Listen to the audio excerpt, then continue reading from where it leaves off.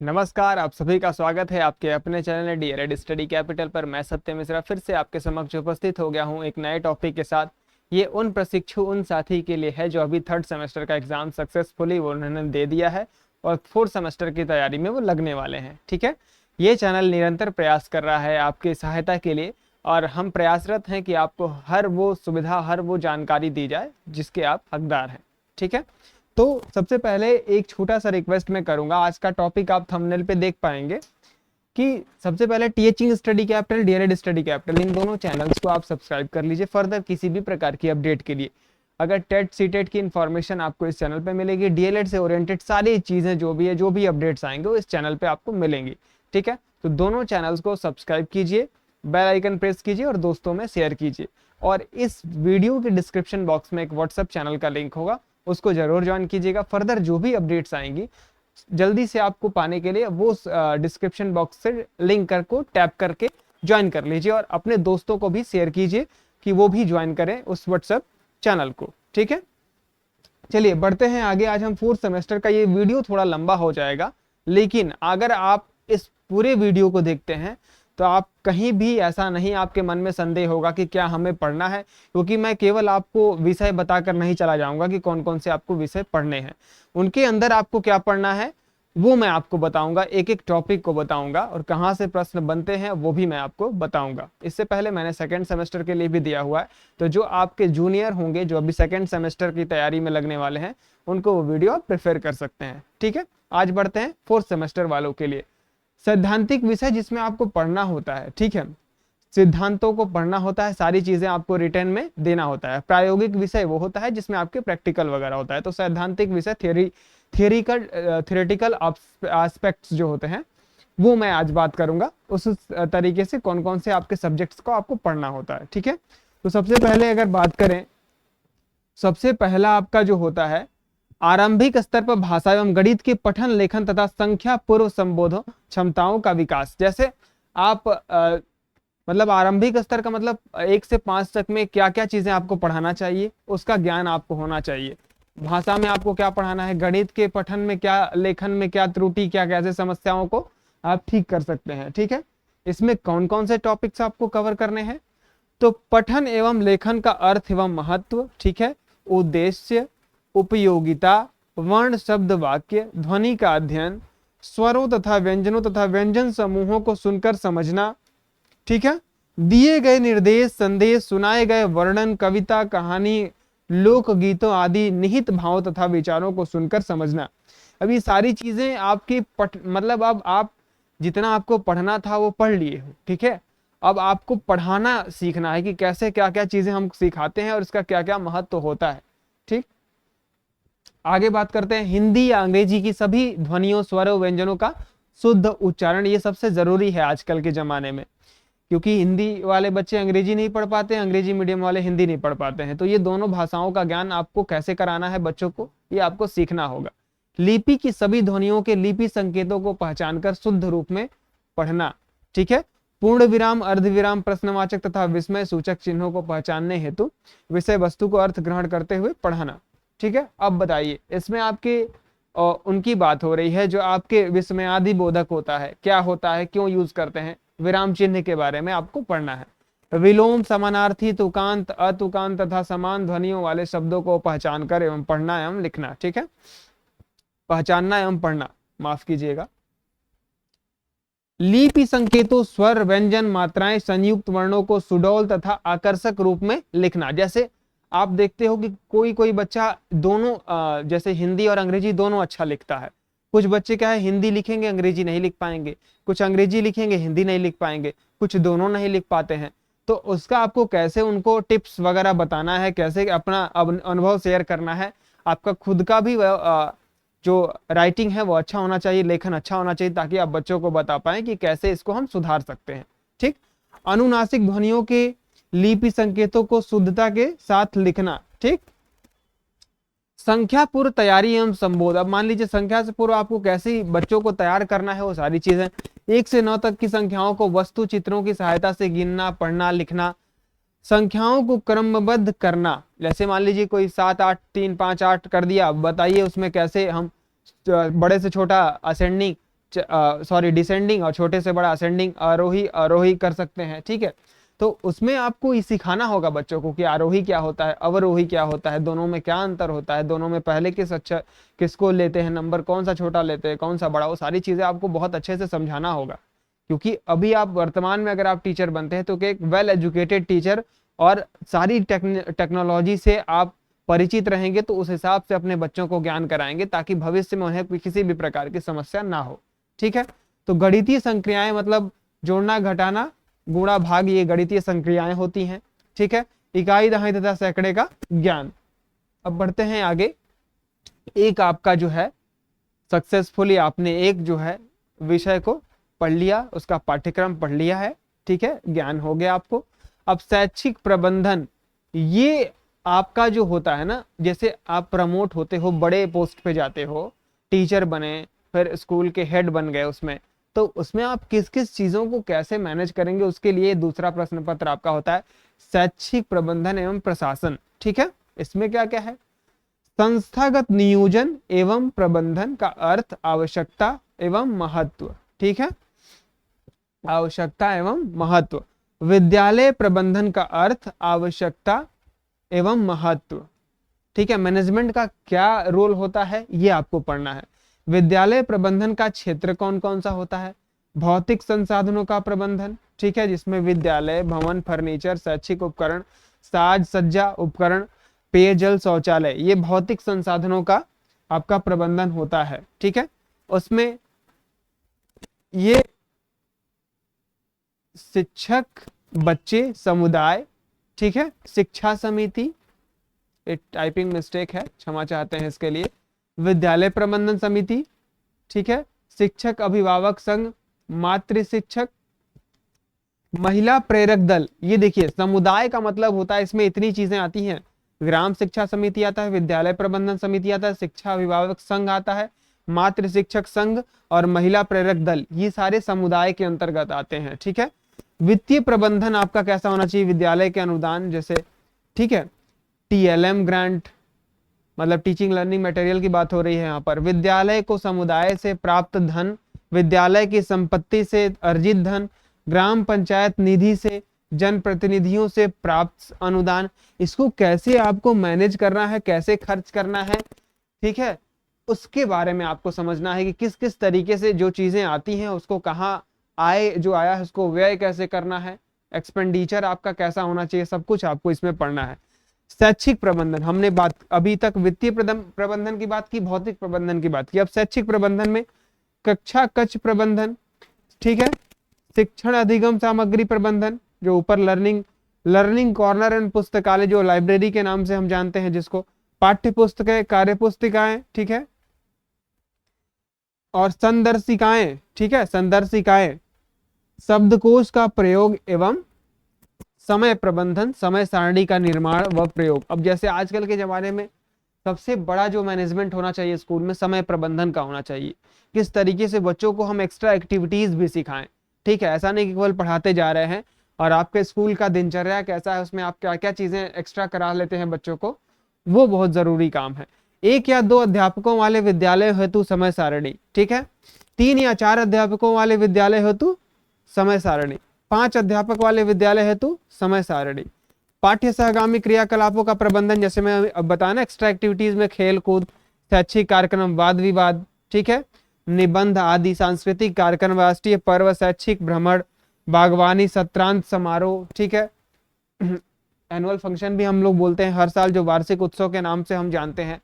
सूचनाओं एवं अभिलेखों का प्रबंधन, जैसे विद्यालयी सूचनाओं का संकलन, ठीक है, विश्लेषण एवं अभिलेखीकरण। विद्यालय अभिलेख के प्रकार कौन कौन से होते हैं, अब देखिए ये आपको अभिलेख का कितने प्रकार ये जानना है, ठीक है, विद्यालय अभिलेख के कितने प्रकार होते हैं ये आपको जानना होगा। तो विद्यालय अभिलेख के कितने प्रकार होते हैं, सबसे पहले होता है अध्यापक उपस्थिति, और ठीक है, अध्यापक उपस्थिति और पंजिका, जैसे आप टीचर की अटेंडेंस रजिस्टर आपके पास अब तो डिजिटल हो गया है, अब हर जगह पे वो टैब वगैरह से, फोन वगैरह से होता है अटेंडेंस, अब बहुत नहीं है लेकिन इसका भी रिपोर्ट जाता है सरकार के पास, ठीक है। इसका भी रिपोर्ट सरकार लेती है कि कौन टीचर कितने समय में आ रहा है, कितना समय दे रहा है। ये हो गया आपका अध्यापक उपस्थिति पंजिका, छात्र उपस्थिति पंजिका, पत्र व्यवहार पंजिका, SMC पंजिका रजिस्टर, ठीक है, इनकम एक्सपेंडिचर, ठीक है, ग्राम शिक्षा समिति आय, ये सारी चीजें आपके पास लिखित तौर पे उपलब्ध होनी चाहिए। जितनी भी चीजें मैंने आपको पहले बताया प्रबंधन में, उसका अभिलेख इस तरीके से होना चाहिए। Village education committee meeting register आपके पास ये होना चाहिए, ठीक है। और मातृ शिक्षक मदर टीचर कॉन्टेक्ट रजिस्टर आपका होना चाहिए। गार्जियन टीचर कॉन्टेक्ट रजिस्टर, अभिभावक शिक्षक संपर्क पंजिका होना चाहिए। शिक्षण अधिगम सामग्री पंजिका, जैसे आप मान लीजिए कोई TLM, कोई एक्स्ट्रा एक्टिविटीज के लिए बच्चों के लिए चार्ट पेपर वगैरह आपने मंगाया है, ठीक है, तो उसमें क्या क्या चीजें ऐड ऑन कर सकते हैं, क्या क्या चीजें हम उसमें लिखित तौर पे लिख सकते हैं कि हम सरकार से आगे ये समस्या सुलझा सकें कि TLM में क्या क्या चीजें हमें चाहिए अपने विद्यालय के लिए। उसको लिखित तौर पे अगर आप लिखते हैं तो आपके पास भी प्रमाण रहेगा कि हमने ये चीज मंगाया है, और आप भविष्य में उस पर क्लेम कर सकते हैं कि सर हमने ये चीजें मंगाया है और हमारे विद्यालय में ये उपलब्ध है। ये लिखित तौर पे उपलब्ध होना चाहिए, ठीक है। शिक्षण अधिगम सामग्री की हमने बात कर लिया।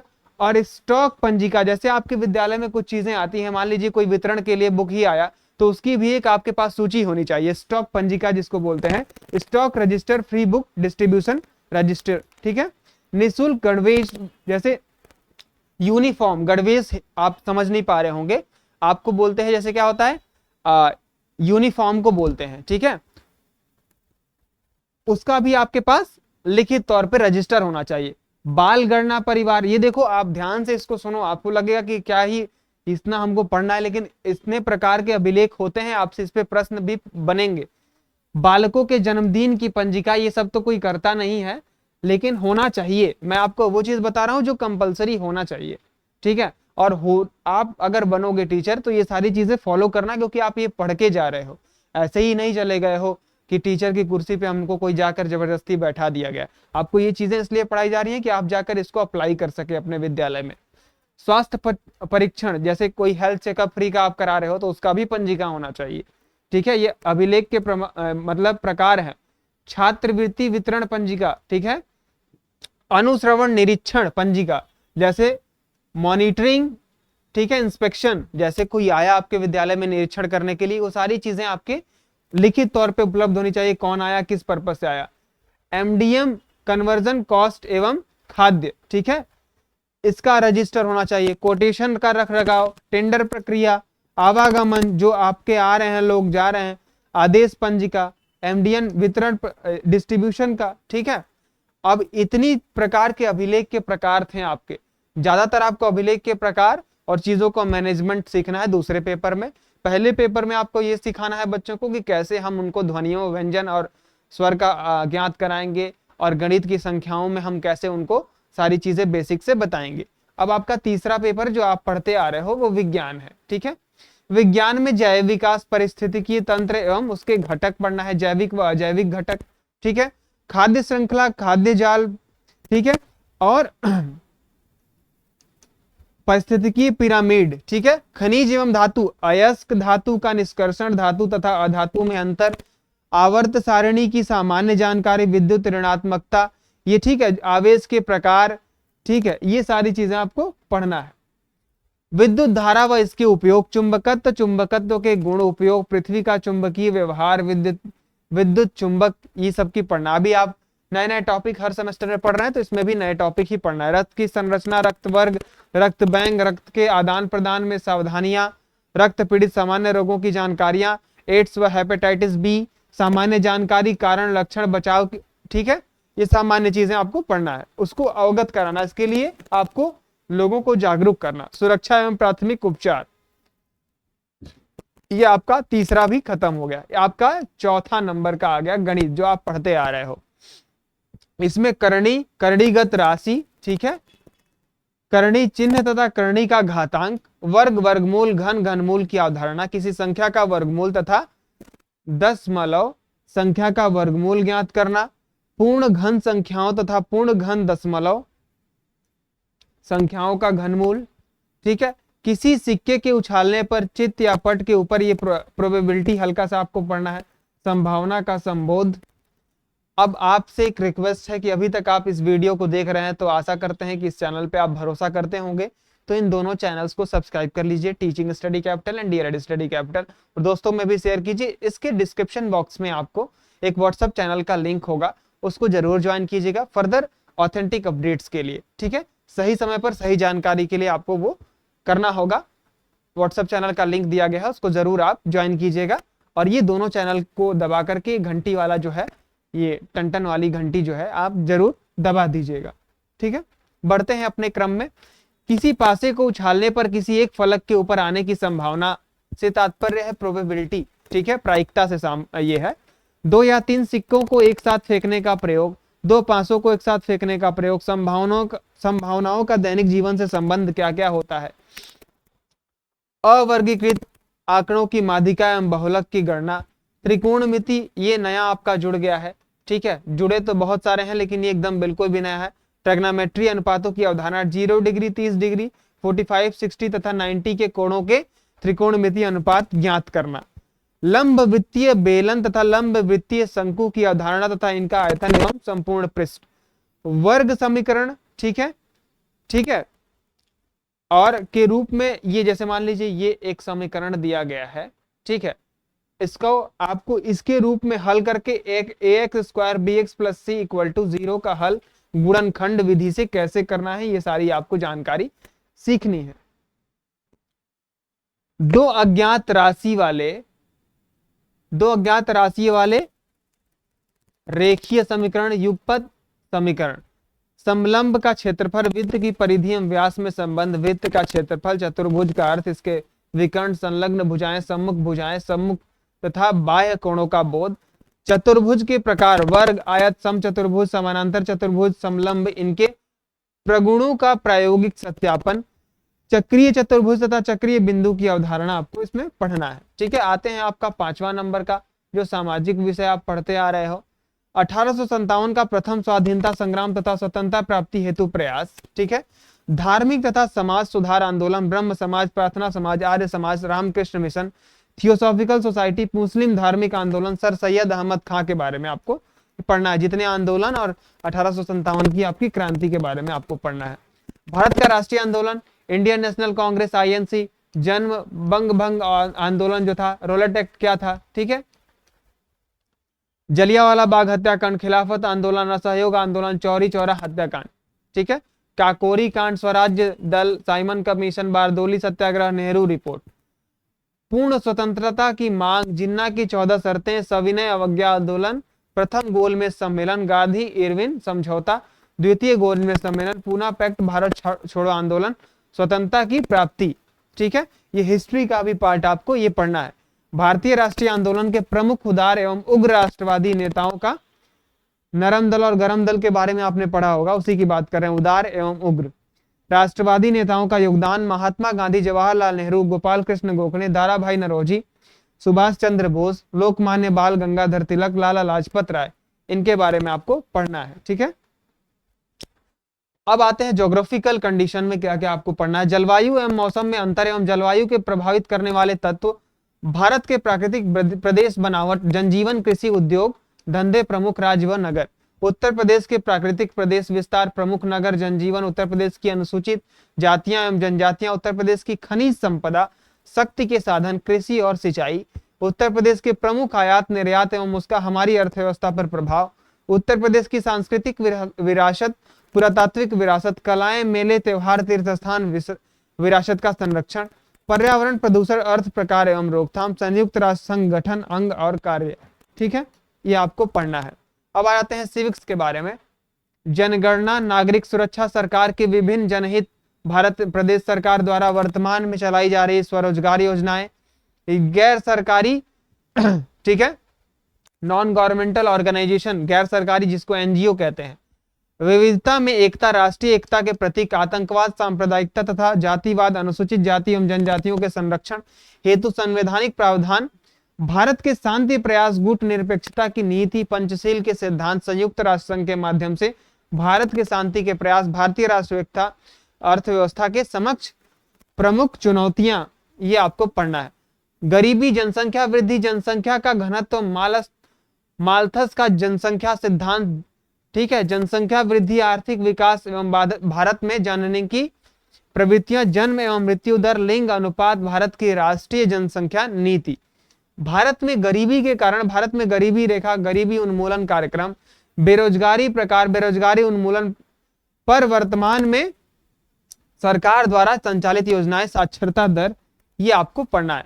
भारत में खाद्य सुरक्षा एवं सार्वजनिक वितरण प्रणाली, खाद्य सुरक्षा की समस्या, सार्वजनिक वितरण प्रणाली का उद्देश्य, प्रसार, भारतीय खाद्य निगम, लक्षित व सार्वजनिक वितरण योजना, एकीकृत बाल विकास योजनाएं, ICDS, ठीक है, ये सब फुल फॉर्म भी पूछता है डायरेक्ट, दोपहर भोजन, मिड डे मील, MDM जिसको बोलते हैं, राष्ट्रीय खाद्य सुरक्षा विधेयक, भूमंडलीकरण तथा सांख्यिकी परिचय, आंकड़ों का प्रदर्शन, महत्व, समांतर माध्य, माध्यिका और बहुलक, ठीक है, ये पूछा है आपसे, ये आपसे पूछेगा, इससे प्रश्न आपसे पूछेगा, ठीक है। अब बात करते हैं कि हिंदी के बारे में। अभी तक आप लोगों ने 5 सब्जेक्ट का जान लिया है, छठा सब्जेक्ट हमारा हिंदी के, जैसे एज इट इज चलता आ रहा है, छठा हिंदी ही रह रहा है, उसके आगे पीछे वाले बदल रहे हैं एक आध दो। जिसे अनिवार्य संस्कृत में अनुस्वार, हलंत, विसर्ग आदि का ध्यान रखते हुए शुद्ध उच्चारण, वाचन एवं लेखन, जैसा आप कैसे शुद्ध उच्चारण कर सकते हैं, लिख सकते हैं, वो सारी चीजें इसमें हम जानेंगे। पाठ्य पुस्तक के अतिरिक्त अन्य पाठ्य पुस्तक को समझकर पढ़ना, दिए गए अनुच्छेदों के शीर्षक लिखना, ठीक है। उच्च प्राथमिक स्तर की पाठ्य पुस्तकों में सम्मिलित कविता, निबंध, कहानी, एकांकी, यात्रा वृत्तांत क्या होता है, ठीक है, जीवनी क्या होती है, आत्मकथा, पत्र लेखन, नाटक के लेखकों का सामान्य परिचय, उनका अध्ययन व अध्यापन कार्य, अनिवार्य संस्कृत के पाठों का अध्यापन, नीति श्लोकों का कंठस्थ कराना, संस्कृत के शब्द भंडार में वृद्धि हेतु कठिन शब्दों को चुनना, संकलन करना और वाक्य प्रयोग करना, ठीक है, इतनी चीजें आपको हिंदी में पढ़नी है। अब बात करते हैं आपका दूसरे और चौथे सेमेस्टर में अंग्रेजी विषय भी होता है, उसकी बात कर लेते हैं। आपका ये जो है 7वां सब्जेक्ट है, ठीक। अब इसमें भी थियोरेटिकल एस्पेक्ट्स क्या क्या है, different approaches and methods of teaching English, ठीक है, ग्रामर ट्रांसलेशन मेथड क्या होता है, डायरेक्ट मेथड क्या होता है, सेकंड सेमेस्टर में भी ये है, स्ट्रक्चरल अप्रोच कम सिचुएशनल टेक्निक क्या होते हैं, कम्युनिकेटिव अप्रोच क्या होना चाहिए, ठीक है।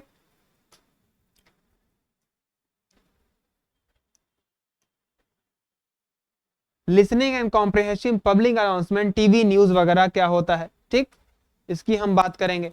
कंटेंट स्पेसिफिकेशन में आपका ग्रामर का पोर्शन आ जाता है, कॉम्प्लेक्स कंपाउंड सेंटेंस आ जाता है, कमांड्स एंड रिक्वेस्ट आ जाता है, टेंस आ जाता है, present, past, future, indefinite, continuous, perfect, perfect continuous, इसकी बात करता है। ग्रामर में आपकी preposition, conjunction, writing, description of pictures और objects, letter application, filling up the form, lesson planning, ये सारी चीजें आपके इंग्लिश में है, ठीक। अब बात करते हैं ये आपका 8वां सब्जेक्ट और आपके लिए नया सब्जेक्ट, शांति शिक्षा एवं सतत विकास, जिसमें आपको शांति शिक्षा के बारे में पढ़ना है। शांति शिक्षा में ज्ञान, कौशल, अभिवृत्ति, मूल्यों को पढ़ना है, मतलब आपके व्यक्तित्व का विकास, सामाजिकता और कैसे इसको हम बढ़ा सकते हैं, सहपाठी से संबंध आपका कैसा होना चाहिए, इसका विकास करना है, पारस्परिक समझ क्या होना चाहिए, चरित्र एवं नैतिक शिक्षा, ये मोरल साइंस का पूरा है आपका टॉपिक, ये आपको यही सिखाएगा कि कैसे व्यवहार करना है, ठीक है, हिंसा नहीं करते हैं और क्या क्या चीजें हमारे अंदर अवगुण है तो उसको कैसे दूर किया जा सकता है, ये चीजें हम इसमें सीखेंगे। व्यवहारवाद और व्यवहार, हिंसा, भारत में शांति के लिए दार्शनिक चिंतन, तनाव प्रबंधन तथा आंतरिक शांति, लोकतंत्र और मानवाधिकार, भारत में धार्मिक सहिष्णुता एवं राष्ट्रीय एकता, वैश्वीकरण और शांति, सतत विकास, ये आपको पढ़ना है। इसमें कुल छोटा छोटा टॉपिक है वो आपको पढ़ना है, ठीक है। अगर आप ये वीडियो पूरा देख रहे हैं अभी तक तो सबसे पहले आपको बहुत बहुत धन्यवाद, ठीक है। अभी तक आप ये जान गए होंगे कि एक एक चीज आपको मैंने बताया जो आपको इस सेमेस्टर में पढ़ना है, और एक एक टॉपिक बताया जो शायद ही कोई अभी तक बताया होगा, या फिर बताया भी होगा तो उसमें जरूर कुछ ना कुछ उन्होंने, मान लीजिए कोई सब्जेक्ट बताता है, कोई कुछ बताता है, ठीक, लेकिन मैंने आपको प्रयास किया कि एक एक टॉपिक समझाऊं हर एक सब्जेक्ट्स के जो आपको पढ़ना है, ठीक, जो आगामी आपकी परीक्षाओं के लिए भी महत्वपूर्ण है। तो ये दोनों चैनल्स को आप सब्सक्राइब कर लीजिएगा ताकि फर्दर जो भी अपडेट्स आए आपके पास उनकी हम अच्छे से चर्चा कर सके, उन पर हम विस्तार से बात कर सके, ठीक। तो आज की वीडियो आपको कैसी लगी, अगर आपके मन में कोई भी प्रश्न है तो कमेंट बॉक्स में जरूर पूछिएगा। ठीक है। इन्हें अपने दोस्तों तक भी शेयर कीजिएगा जो वर्तमान में अभी 4th सेमेस्टर के विद्यार्थी हैं, ठीक है। और व्हाट्सएप चैनल का डिस्क्रिप्शन में लिंक है, उसको जरूर ज्वाइन कीजिएगा फर्दर किसी भी प्रकार की ऑथेंटिक अपडेट पाने के लिए। तो आज की वीडियो आपको कैसी लगी? अगर आपको ये लगता है तो लाइक से बता दीजिएगा, कमेंट में अगर कोई प्रश्न है तो उसको पूछ लीजिएगा। मिलते हैं अगले ऐसे ही ऑथेंटिक वीडियो के साथ, और भी एनहेंस करने वाले नॉलेज आपके साथ मैं शेयर करूंगा, ठीक है। कोई ऐसी अपडेट आती है तो जरूर साझा करूंगा। तो मिलते हैं अगले वीडियो में। धन्यवाद, नमस्कार।